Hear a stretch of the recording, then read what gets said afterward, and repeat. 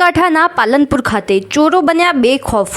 પાલનપુર ખાતે ડોક્ટર હાઉસમાંથી ફરી એક બાઇકની ઉઠાંતરી। પાલનપુર પોલીસ પર ઉઠ્યા સવાલો।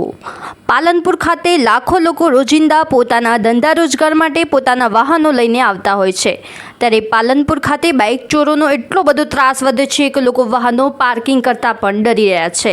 ગત તારીખ 17/4/2026ના રોજ રવિવારના દિવસે ડોક્ટર હાઉસ પહેલી ગલીમાંથી ચોરો બાઇક ચોરી કરી રફુચક્કર થઈ ગયા હતા।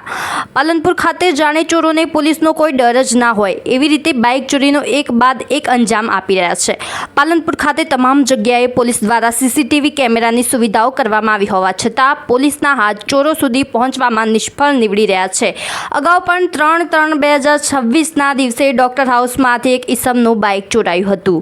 એ બાઇકનો આજ દિવસ સુધી પોલીસ કોઈ જતોપતો મેળવી શકી નથી। તારીખ 18 મેના રોજ પારપડા મોરિયાથી પણ બાઇક ચોરાયું હોવાના સોશિયલ મીડિયામાં વિડીયો વાયરલ થયા હતા।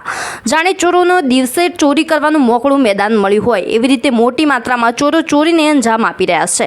હવે જોવાનું એ રહ્યું કે પાલનપુર પોલીસ ચોરોને કડક પાઠ ભણાવવા માટે શું કાર્યવાહી કરે છે, એ આવનારા સમયમાં જોવાનું રહ્યું।